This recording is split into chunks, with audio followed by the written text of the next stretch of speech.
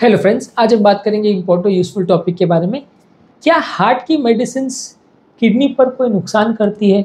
Heart की medicines का kidney पर क्या इफेक्ट होता है? क्या किडनी को बचाने के लिए हमें हार्ट की मेडिसिन्स बंद कर देना चाहिए या हार्ट की मेडिसिन्स का किडनी पर भी कुछ फ़ायदा ही होता है?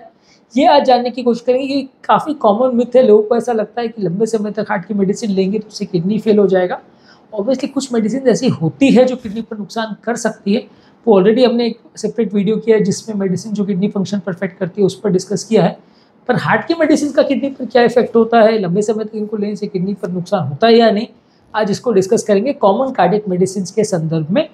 टॉपिक पर जाने से पहले जो लोग हमारे चैनल पे नए हैं उन्हें रिक्वेस्ट करूंगा कि चैनल को सब्सक्राइब करके हमें इंस्पायर और मोटिवेट करें और वीडियोस को लाइक और शेयर करें। सबसे पहले हार्ट की मेडिसिन जो हार्ट के पंप फंक्शन सुधारती है, जैसे कि एस इनहिबिटर, ARBs या रेनिन एंजियोटेंसिन रिसेप्टर की जो ब्लॉकर्स मेडिसिन है, रेनिन एंजियोटेंसिन सिस्टम पर जो काम करने वाली दवा है, जैसे एस इनहिबिटर, ARB और आर्नी ग्रुप ऑफ मेडिसिन है।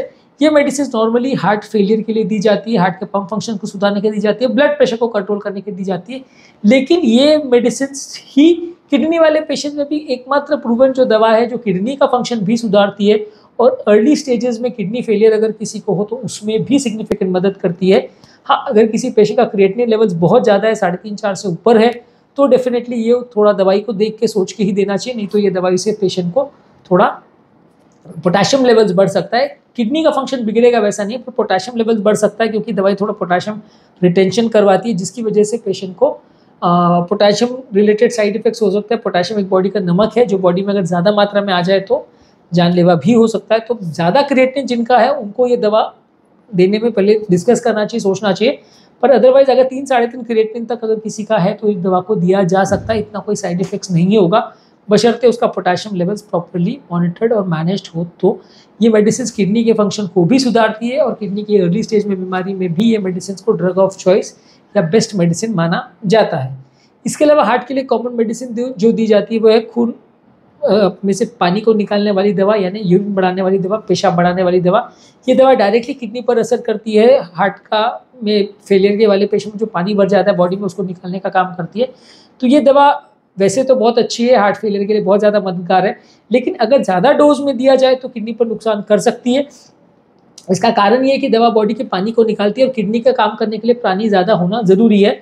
एक्सेस पानी जब रहता है तो वो किडनी के टॉक्सिन्स को फ्लश आउट करता है, तो किडनी के फंक्शनिंग के लिए एक्सेस पानी थोड़ा होना ज़रूरी है। तो ये दवा अगर बॉडी को ज़्यादा डिहाइड्रेट कर देती है और BP कम हो जाता है तो डेफिनेटली किडनी को नुकसान कर सकती है, क्रिएटिनिन बढ़ सकता है। इसमें यूरिया क्रिएटिनिन का रेशियो में यूरिया ज़्यादा बढ़ता है, क्रिएटिनिन कम बढ़ता है।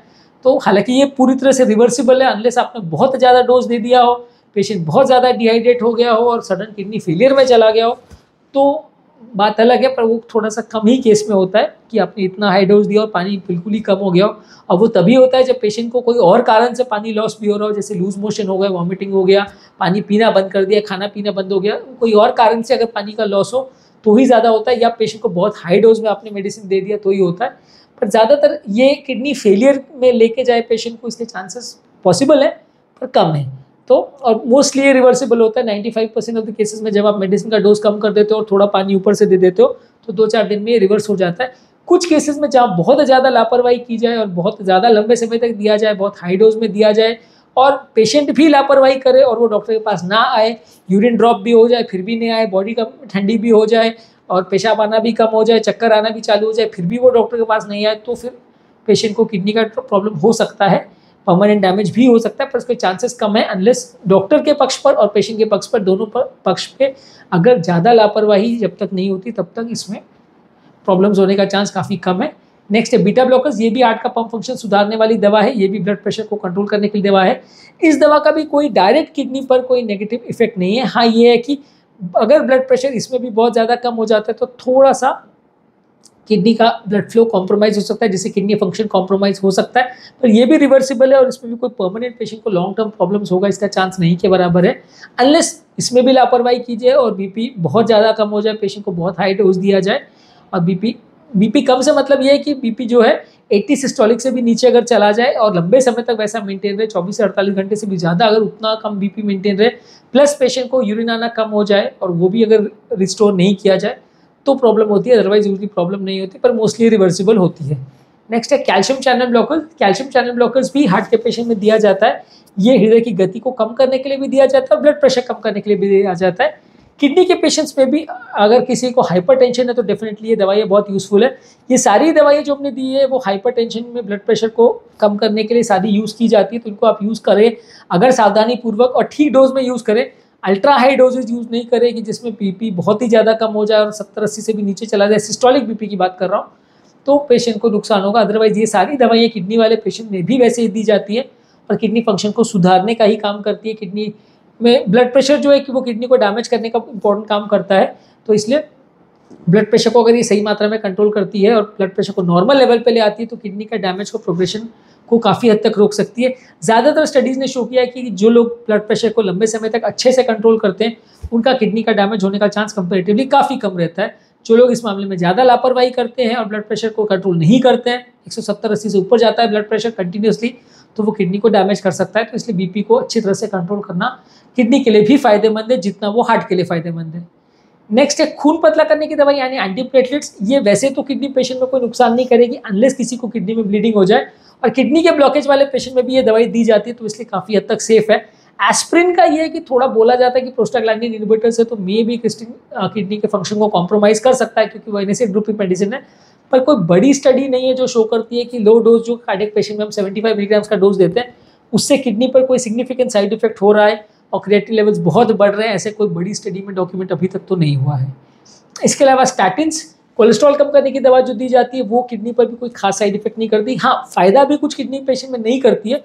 किडनी के पेशेंट में हार्ट का ब्लॉकेज अगर हो जाए, जो कि किडनी के पेशेंट में बहुत कॉमन है क्योंकि किडनी बॉडी में इन्फ्लेमेशन क्रिएट करता है और ऐसे पेशेंट्स को नलियों का ब्लॉकेज होने का चांस कई गुना ज़्यादा रहता है, तो वैसे पेशेंट में वो दवा उल्टा फायदा करेगी। किडनी को डायरेक्टली कोई नुकसान लंबे समय तक आप स्टैटिन्स देते हो तो कुछ खास नहीं होने वाला, थोड़ा बहुत जो होगा वो फायदा ही होगा। नेक्स्ट है एल्डेक्टॉन। एल्डेक्टॉन यानी स्पाइनल एक्टिन एंटागोनिस्ट जो है वो बेसिकली जो किडनी वाले पेशेंट जिनको पोटेशियम लेवल्स बहुत ज़्यादा है उसमें नहीं देनी चाहिए। किडनी को नुकसान तो नहीं करती है, लेकिन हाँ ये है कि पोटेशियम लेवल्स बढ़ाती है क्योंकि ये दवाई पोटेशियम रिटेंशन करती है और किडनी अगर ऑलरेडी किसी का फेल हो तो पोटेशियम ज़्यादा बढ़ सकता है जिससे जान का खतरा हो सकता है। तो ऑलरेडी अगर किडनी का किसी का डैमेज हो तो ये दवा नहीं देनी चाहिए। थोड़ा सा यूरिन बढ़ाता है इसलिए माइल्डली थोड़ा किडनी को डैमेज कर सकता है, लेकिन ये बहुत ही वीक डाययूरेटिक है, तो पेशाब बढ़ा के किडनी को डैमेज करे ऐसा यूजली कभी नहीं होता, बॉडी को डिहाइड्रेट कर दे ऐसा यूजली कभी नहीं होता, अनलेस कोई पेशेंट बहुत ज़्यादा हाइपर सेंसिटिव हो इस पर्टिकुलर मेडिसिन से, जो कि काफ़ी अपने आप में रेयर है, तो ही होगा, अदरवाइज नहीं होगा। नेक्स्ट एक दवा है लेनॉक्सिन। लेनॉक्सिन यानी कि जो हार्ट का पंप फंक्शन सुधारने वाली एक दवा है। वो किडनी का अगर किसी को प्रॉब्लम है तो किसी उनको बॉडी में इकट्ठा हो जाए जिससे टॉक्सिक साइड इफेक्ट्स हो जाए ऐसा हो सकता है, पर ये मेडिसिन भी किडनी को डायरेक्टली डैमेज करती है, इसका कोई बहुत ज़्यादा एविडेंस नहीं है। पर हाँ ऑब्वियसली ये थोड़ी सी टॉक्सिक मेडिसिन है तो इसलिए आजकल इसको आउटडेटेड माना जाता है, इसको ज़्यादातर यूज़ नहीं किया जाता है।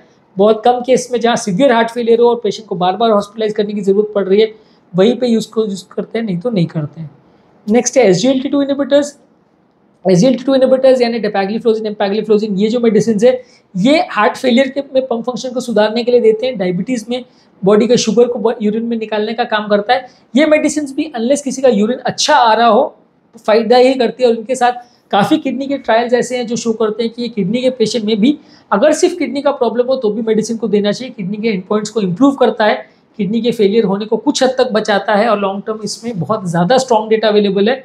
इनफैक्ट किसी और किडनी की मेडिसिन से भी इसमें इतना ज़्यादा स्ट्रॉन्ग डेटा अवेलेबल है कि किडनी को बचाता है। तो ये मेडिसिन भी हार्ट के लिए भी बहुत अच्छी है, डायबिटीज़ के लिए भी बहुत अच्छी है और किडनी के लिए भी बहुत अच्छी है, one of the best medicine है। तो इसको भी हर किडनी वाले पेशेंट को देना चाहिए और ये कोई किडनी में लॉन्ग टर्म साइड इफेक्ट्स नहीं करेगी। हाँ, किसी को थोड़ा पेशाब में जलन या यूरिन में इन्फेक्शन हो सकता है जो कि रिवर्सिबल है। पेशेंट को अगर पानी वगैरह ज़्यादा देते हैं और यूरिन में इन्फेक्शन कंट्रोल करने वाली एंटीबायोटिक्स देते हैं तो उससे अपने आप कंट्रोल हो जाता है। इसमें कोई लॉन्ग टर्म चिंता करने का विषय नहीं है और ये लॉन्ग टर्म कोई पेशेंट को नुकसान पहुंचाती है वैसा बिल्कुल नहीं है। तो आज के टॉपिक में हमने कुछ कॉमन मेडिसिन के बारे में बात की जो किडनी वाले पेशेंट्स में किडनी पर क्या असर करती है उस बारे में हमने बात की। और एक्चुअल में ये काफ़ी बड़ा मिथ है कि हार्ट के पेशेंट्स को जो मेडिसिन देते हैं वो किडनी पर नुकसान करेगी, ये कम्प्लीटली गलत है सोचना। ज़्यादातर ये पेशेंट मेडिसिन जो है किडनी को प्रोटेक्ट ही करती है, अनलेस बहुत ज़्यादा कोई लापरवाही हो जाए, बीपी बहुत ज़्यादा कम हो जाए या दवाई का डोज बहुत ज़्यादा दिया जाए जबकि पेशेंट को बीपी ऑलरेडी बहुत कम चल रहा है, तो ही प्रॉब्लम होती है और वो भी टेम्प्रेरी होती है। ज़्यादातर केस में परमानेंट साइड इफेक्ट्स का चांस काफ़ी ज़्यादा कम है। जो लोग हमारे चैनल पर नए हैं उन्हें रिक्वेस्ट करूँगा कि चैनल को सब्सक्राइब करके हमें इंस्पायर और मोटिवेट करें।